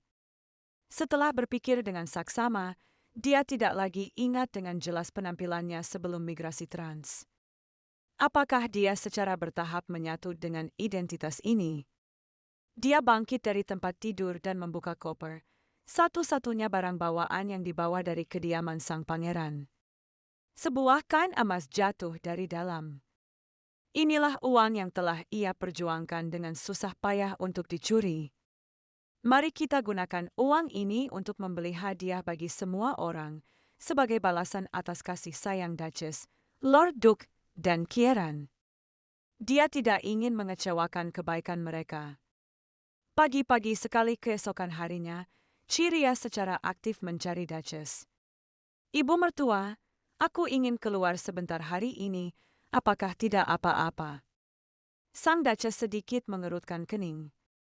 Dengan tubuhmu yang lemah itu. Kemarin, saya minum obat dan tidur nyenyak sekali. Saya sekarang benar-benar sehat. Tatapan Duchess beberapa kali menyapu wajahnya, memastikan tidak ada hal yang menworrisome. Aku akan mengirim seorang ksatria untuk menemanimu. Anda harus kembali pada waktu yang telah ditentukan. Ya, terima kasih, Ibu.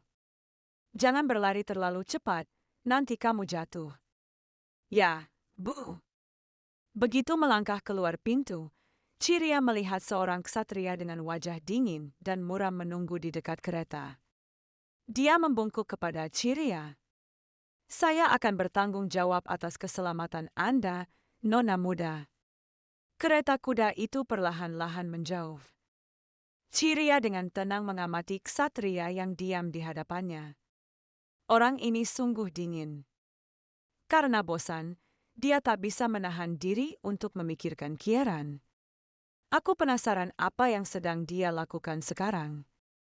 Andai saja kita bisa pergi keluar bersama, alangkah indahnya itu. Di jalan yang ramai itu, suara orang-orang terdengar keras, sangat meriah. Ciria melihat sekeliling dengan rasa ingin tahu, tetapi ia samar-samar merasa jalan ini tampak familiar. Ini pasti adegan dalam ingatan pemilik aslinya. Pada saat itu, Sebuah kios perhiasan buatan tangan menarik perhatiannya. Matanya langsung tertuju pada sebuah gelang yang sangat indah. "Tolong ambilkan ini untukku." Pemilik kios mengambil kedua gelang itu. Nona muda, mereka berdua pasangan yang serasi. Membeli keduanya akan membawa keberuntungan. Ciria terdiam. Menggunakan trik penjualan paket ini pada seorang anak, tetapi setelah ragu sejenak, dia tetap memutuskan untuk membeli keduanya. Melihat Ciria mengeluarkan kain emas, wanita tua itu membalikkan badannya untuk mulai memberikan kembalian. Di bawah sinar matahari, mutiara pada gelang-gelang itu berkilauan dengan cemerlang. Mereka memang sangat cantik. Tidak heran jika Ciria, dalam ingatannya, sangat menginginkannya. Namun, karena statusnya yang paling rendah di rumahnya, dia bahkan tidak berani membuka mulut untuk membelinya. Ciria mengerutkan kening. Mengapa ingatan tentang tubuh ini menjadi semakin jelas? Sepertinya dia benar-benar menyatu dengan pemilik aslinya. Lalu, ia tak kuasa menahan diri untuk bertanya kepada wanita tua itu, "Apakah gelang-gelang ini buatanmu?" "Saya sudah tua. Mataku sudah tidak lagi melihat dengan jelas. Semua ini dibuat oleh cucu perempuan saya."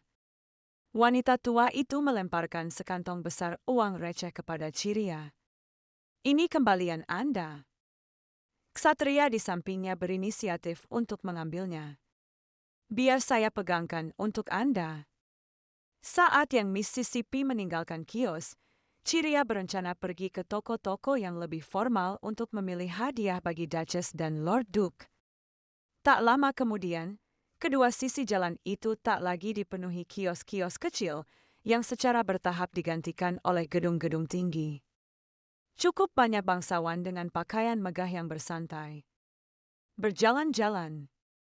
Pada saat itulah dia tiba-tiba menyadari tatapan aneh tertuju padanya. Seseorang berbisik dalam diskusi, "Lihatlah cepat lambang ksatria itu." Apakah itu seseorang dari rumah Adipati? Orang-orang memandang Ciria dan ksatria itu dari kejauhan, tatapan mata mereka bercampur antara kewaspadaan dan penghinaan. Ciria tidak bisa menahan rasa curiganya. Apa yang sebenarnya terjadi? Tepat saat itu, dia melihat boneka beruang kecil yang dipajang di depan sebuah toko mainan. Jika dia memberikannya kepada Kieran, Kieran pasti akan menyukainya, kan? Tepat ketika Ciria hendak membelinya. Tanpa diduga, seorang karyawan toko bergegas keluar dan buru-buru mengambil kembali boneka itu. Dengan ekspresi tegang, mereka berkata, "Maaf, kami tutup." Ciria merasa aneh, tapi sekarang baru tengah hari. Orang lainnya dengan tidak sabar mengulangi, "Saya sudah bilang kami tutup." Sikap yang tidak lazim ini sangat mengejutkan Ciria. Tanpa sadar ia menoleh ke sekeliling dan menyadari bahwa setiap orang yang bertatap muka dengannya buru-buru memalingkan wajah mereka. Dia tiba-tiba mengerti. Tampaknya tempat ini sama sekali tidak menyambut orang-orang dari perkebunan Sang Adipati. Jika terus begini, dia tidak hanya tidak akan mampu membeli hadiah, tetapi dia juga mungkin akan diusir. Ciria terpaksa meninggalkan jalan ini bersama sang ksatria. Saat berbelok di tikungan, dia melihat sebuah toko roti dengan cukup banyak orang berkumpul di depan pintu. Ciria masuk dengan maksud membeli beberapa camilan untuk dibawa pulang untuk Kieran. Sebuah roti bundar berbentuk beruang di rak menarik perhatiannya. Lucu sekali, persis seperti Kieran. Dia langsung membelinya tanpa ragu, tepat ketika dia sedang memikirkan hadiah apa yang akan dipilih untuk Duchess dan Lord Duke, sang ksatria. Saya mengingatkannya bahwa sudah larut malam, mereka harus pulang. Ciria merasa sangat menyesal. Di dalam kereta yang kembali ke kota, Ciria memandang pemandangan di luar jendela dengan linglung. Dia tidak menyangka bahwa pergi membeli hadiah akan sesulit ini. Namun jika dipikir-pikir, bahkan jika dia membeli hadiah mewah, apa artinya hadiah-hadiah itu bagi Duke dan Duchess yang kaya raya? Lebih baik memberikan sesuatu yang lebih unik. Tuan Ksatria, bagaimana menurut Anda jika saya memberikan barang-barang buatan tangan kepada ibu atau adipati? Apakah mereka akan membencinya? Sang ksatria berpikir serius, lalu menggelengkan kepalanya. Seharusnya tidak apa-apa. Begitu tiba di kediaman Duk, Ciria langsung berlari ke kamar Kieran. Tuan muda, saya kembali. Melihat Ciria, Kieran tampak sangat gembira. Kudengar kau pergi keluar. Itu benar. Saya berhasil membeli beberapa barang untuk dibawa pulang. Dia mengeluarkan roti berbentuk beruang. Karena benda ini lucu, sama seperti Anda, Tuan muda, jadi saya membelinya. Mendengar perkataannya itu, Kieran merasa malu sekaligus tersentuh. Bocah itu memegang garpu dan dengan hati-hati memotong roti. Namun, sedetik kemudian, pemandangan tiba-tiba berubah. Di dalam roti itu mengalir selai berwarna merah terang, seperti darah. Adegan berdarah ini mau tak mau menciptakan suasana horor. Melihat itu, keduanya terkejut. Kieran ketakutan, sementara Ciria benar-benar terdiam. Untungnya, roti itu rasanya sangat enak dan mereka tetap dengan senang hati berbagi dan menghabiskannya. Saat itu, Ciria mengeluarkan hadiah yang telah dia siapkan untuk Kieran. Itu adalah tali simpul yang dia jalin sendiri di dalam kereta. Karena Ciria tidak memiliki kesempatan untuk belajar dan bersosialisasi seperti saudara perempuannya, ia tumbuh besar dengan tenang di loteng. Merajut tali yang diikat simpul adalah satu-satunya hobi dan penghiburan baginya selama masa yang panjang dan tak berujung itu. Dia agak pemalu. Saat ini, saya hanya bisa memberikan barang-barang yang saya buat sendiri. Tapi ketika aku dewasa nanti, aku pasti akan membelikanmu hadiah-hadiah baru yang mahal. Kieran menerima tali yang diikat simpul itu dengan hikmat, menggenggamnya erat-erat di tangannya. Aku sangat menyukai ini. Aku akan menyimpannya sampai aku mati. Tidak, bahkan jika aku mati, aku akan selalu menyimpannya. Kamu tidak harus bersikap seperti itu. Sekalipun kamu membuangnya, aku tidak akan marah. Namun Kieran membantah dengan serius, tapi ayah mengatakan hal yang sama. Lalu dia terus merajuk selamanya. Ciria diam-diam memperhatikan kepribadian Duk yang sulit, dan teringat bahwa dia masih belum menyiapkan hadiah untuk Duchess dan Duk. Ciria dengan cemas mencari Duchess. Ibu, aku kembali. Saat ini, saya ingin mengunjungi tuan muda dan memberinya hadiah. Ciria tergagap, tidak tahu harus mulai dari mana. Sebenarnya, aku juga ingin memberimu hadiah, Ibu, tapi aku belum memikirkan sesuatu yang cocok. Ekspresi terkejut sekilas muncul di wajah Duchess. Kamu beneran terpikir untuk memberiku hadiah? Ciria mengeluarkan gelang terakhir yang telah dibelinya. Bahan biasa, desain sederhana. Saat ini saya hanya bisa membeli ini. Tidak apa-apa, berikan padaku. Ciria membuka matanya lebar-lebar karena terkejut. Ibu dari keluarga bangsawan ini tidak meremehkan barang murahan seperti itu. Sang Duchess mengenakan gelang itu, dengan lembut membelai manik-manik di atasnya, matanya penuh kepuasan. Ciria sempat terbewildered sesaat. Tepat saat itu, sang adipati masuk. Aku dengar Ciria memberi hadiah kepada Duchess. Dia langsung bertanya dengan penuh harap, jadi di mana hadiahku? Apa yang ditakutkan Ciria telah terjadi. Jika sang adipati tahu bahwa dia belum menyiapkannya, dia pasti akan marah lagi. Benar saja, melihat ekspresi canggung Ciria, wajah sang adipati langsung berubah. Jangan bilang tidak ada. Ciria buru-buru menjelaskan, masih dalam tahap persiapan. Saya pasti akan mempresentasikannya besok. Baiklah kalau begitu, kali ini aku akan percaya padamu.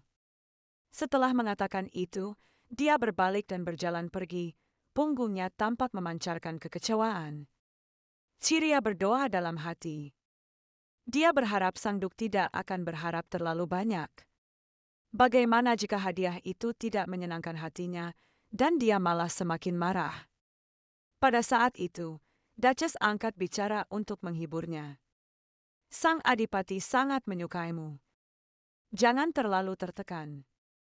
Apapun yang Anda berikan, dia akan sangat senang. Ciria sangat tersentuh setelah mendengar hal ini. Lagi pula, aku tidak bisa membeli sesuatu yang lebih baik daripada yang sudah kita miliki. Meskipun pernyataan ini sangat praktis, hal itu memberi Ciria sedikit lebih banyak kepercayaan diri. Pagi-pagi sekali keesokan harinya, Ciria memegang tali yang kusut karena begadang semalaman. Titik kekepang. Mengetuk pintu ruang kerja Duk dengan hati yang penuh kecemasan. Sang adipati agak terkejut melihatnya. Mengapa kamu di sini? Sudah hampir waktu sarapan. Ciria mempersembahkan hadiah yang tulus itu dengan kedua tangannya. Inilah hadiah yang kujanjikan kemarin, Ayah. Saat mengubah sapaan dari Lord Duke menjadi Father, sang Duk tampak terdiam sejenak. Dia terdiam sejenak sebelum mengulurkan tangan untuk mengambil tali yang diikat dengan indah itu, lalu memeriksanya dengan saksama. Aku tidak menyangka kamu akan benar-benar menyiapkannya. Seketika itu, sudut bibirnya melengkung ke atas. Wajahnya yang dingin berubah menjadi senyum berseri-seri, tanpa sedikit pun kesedihan. Terima kasih. Ciria terkejut. Kekhawatiran dan rasa tidak aman sepanjang malam akhirnya lenyap sepenuhnya. Asalkan kamu menyukainya, itu bukan masalah. Sambil memikirkan untuk meninggalkan ibu kota besok dan pergi ke wilayah Adipati, Ciria berbaring di tempat tidur, gelisah dan bolak-balik, tidak bisa tidur. Hatinya dipenuhi campuran antara antisipasi dan kecemasan. Dia memutuskan untuk bangun dari tempat tidur dan pergi keluar untuk menghirup udara segar. Tiba-tiba, dia merasakan nyeri tumpul di dadanya. Namun menurut dokter Elena, kondisi tubuhnya jauh lebih sehat daripada saat pertama kali tiba. Mungkin itu bukan sesuatu yang perlu dikhawatirkan. Pada saat itu, dia melihat sesosok figur berdiri di taman. Itu adalah Duchess. Dia berdiri sendirian di bawah cahaya bulan yang dingin, seluruh tubuhnya bermandikan lingkaran cahaya suci oleh bulan. Dia menatap intently pada piring bundar di tangannya. Sambil termenung, Ciria mendekat. Ibu belum tidur juga. Sang Duchess juga mengenali Ciria. Seharusnya aku yang menanyakan pertanyaan itu padamu. Aku tidak bisa tidur. Pandangannya tertuju pada barang yang ada di tangan Duchess. Dia selalu merasa bahwa rasa sakit di dadanya berhubungan dengan hal itu. Apakah itu disebabkan oleh kekuatan ilahi di dalamnya? Sang Duchess memandang ke arah rumah besar itu yang diselimuti kegelapan malam. Suaranya terdengar sedih. Begitu kita memasuki wilayah itu, Kieran akan dipenjara lagi. Saya bertanya kepadanya mengapa, tetapi dia mengatakan itu adalah pilihannya sendiri. Baginya, wilayah itu tidak lebih dari gua ular lainnya. Ciria terdiam sejenak, akhirnya mengumpulkan keberanian untuk bertanya, bagaimana dengan santa wanita itu? Apakah kamu benar-benar tidak berniat mengundangnya? Jika tuan muda itu dirawat oleh santa, mungkin dia akan sembuh. Lagi pula, aku adalah saudara perempuan santa. Ketika sang pangeran membawaku ke sini, dia menyebutkan tindakan jahatku yang menerjang santa dan mencengkeram kerah bajunya. Namun Ciria agak terdiam. Itu adalah pembelaan diri yang dapat dibenarkan. Sang Duchess sedikit mengerutkan bibirnya. Jika saya mengatakan bahwa saya tidak pernah berniat memanfaatkanmu, saya akan berbohong. Namun pada akhirnya, kami memutuskan. Entah Anda saudara perempuan santa atau bukan, kami tidak akan menggunakan Anda. Jika kita melakukan itu, apa bedanya kita dengan keluarga Count? Arus hangat mengalir di hati Ciria. Aku pernah berpikir untuk memaksa Santa datang, tapi Kieran bilang itu akan sia-sia.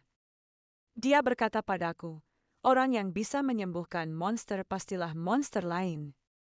Ciria terkejut.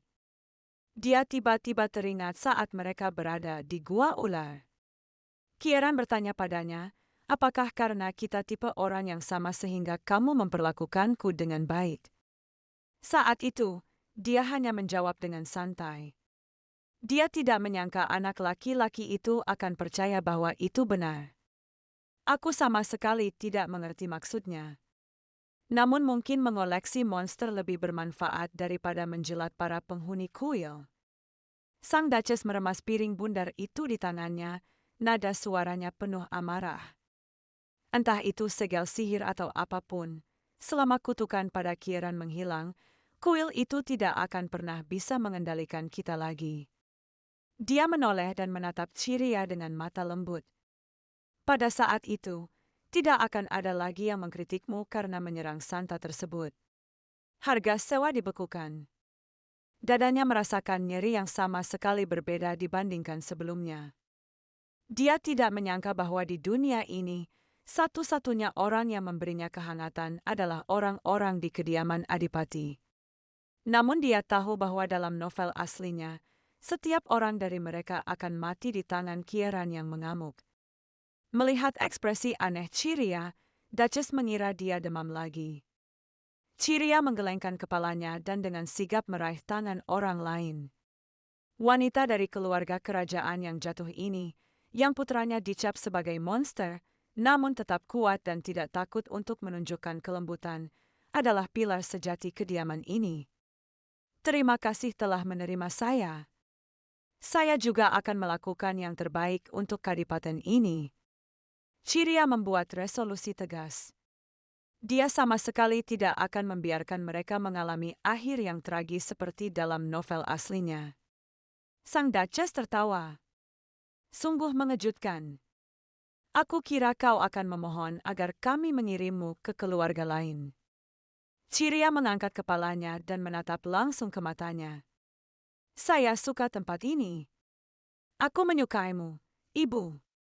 Sepanjang hidupku, aku belum pernah melihat siapapun secantik dirimu. Mata Sang Duchess berbinar-binar penuh geli. Begitu kita sampai di wilayah ini, kamu harus sering membuatku bahagia seperti ini, oke? Begitu hari mulai terang, kediaman Sang Adipati dipenuhi oleh para pelayan yang bergerak maju mundur, mengemas barang bawaan untuk bersiap berangkat. Tiba-tiba, terdengar seruan keheranan. Ya ampun, Tuan Muda, mengapa Anda menjadi begitu kurus? Ciria menoleh ke arah suara teriakan itu dan melihat seorang asing memegang tangan Kieran. Dia bertanya dengan tenang kepada Elena, siapa itu? Nona, ini Viscount Rose. Sebelum Tuan Muda dikirim ke Gua Ular, dia dulunya adalah pengasuhnya. Ketika mendengar kabar kepulangannya, dia tidak bisa tidur dan langsung bergegas ke sini. Sungguh, Viscount Rose, seorang wanita yang lemah, namun ia menempuh perjalanan sejauh itu sendirian, tanpa seorang pun pengawal di sisinya. Ciria agak bingung. Dilihat dari sudut manapun, wanita itu sama sekali tidak tampak seperti wanita yang lemah. Dia menggelengkan kepalanya dengan kuat. Tidak, tidak, kita tidak bisa menilai seseorang dari penampilannya. Saat itu, Viscount Rose berjalan mendekat. Setelah bertukar beberapa sapa dengan Elena, Elena dengan lembut mendorong Ciria ke depan. Nona Ciria, ini Viscount Rose. Mulai sekarang, dia juga akan membantu merawatmu. Ciria dengan patuh membungkuk, tetapi di dalam hatinya, dia selalu merasa orang ini membawa perasaan aneh yang tak terlukiskan. Rose tersenyum ramah. Senang bertemu dengan Anda, Nona Ciria. Saya sudah mendengar tentang situasi Anda. Saya berharap dapat bekerja sama dengan Anda di waktu mendatang. Pada saat itu, Ciria melihat mata Rose tiba-tiba memerah. Rasa dingin menjalar di punggungnya. Aneh sekali. Novel aslinya sama sekali tidak memuat tokoh ini.